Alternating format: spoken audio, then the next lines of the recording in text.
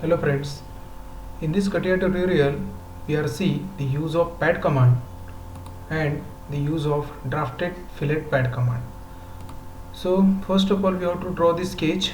So here we select the top plane, click onto the sketch. Now here I draw the one rectangle. Okay, so giving the dimensions to the rectangle with the help of constraint command. So click onto the constraint command, select the X line and the bottom line of the rectangle. Now I prepare here a dimension 30 mm.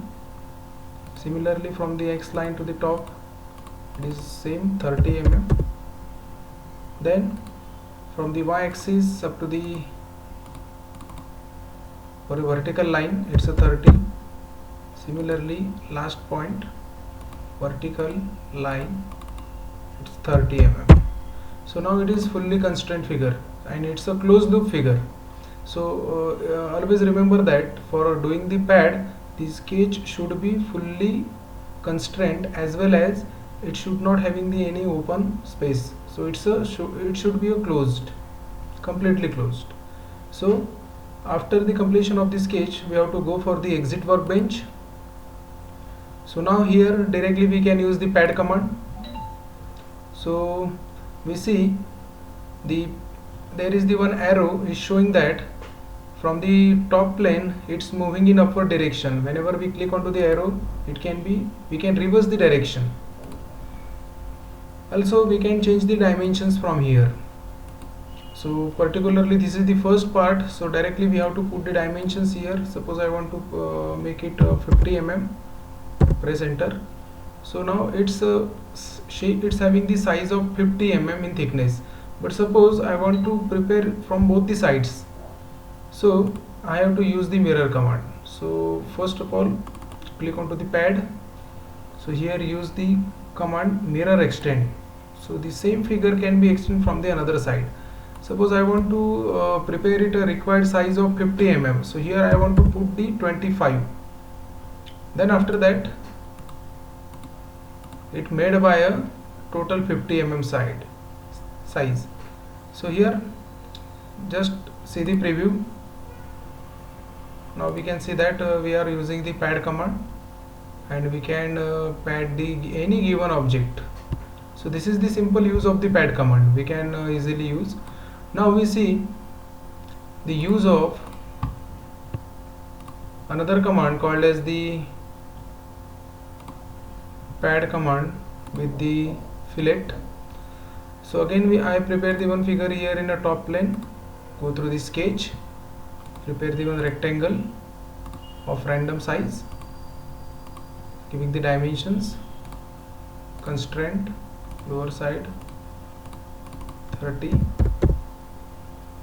same constraint given to the top side 30, then constraint horizontal as well as vertical 30, same last side 30 mm.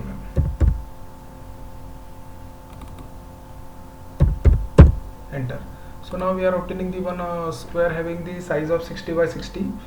Now after the completion of the sketch work, exit the workbench, then go for the another command called as the drafted fillet pad. So click on this icon. So now here we have to giving the height. So there are the two limits. The first limit it's a top side and the bottom limit it's a limit number 2. So we have to define the height in between these two limits. So here we define the height of suppose 60 mm. Then click OK. So now we are defining the height, total height of 60 mm. So here we can say giving the second limit, we are having the first limit. Now here we can select the second limit as a plane, the XY plane, top plane. So click on that. So now we can see the preview. So here we are obtaining the drafted portion. We are obtaining the top portion having the somewhat less in dimensions than the bottom one. So from here we can change the dimensions. So suppose we have to change the angle, we increase the angle from 5 degree to 7 degree, 9 degree, 11 degree, and we can see the preview.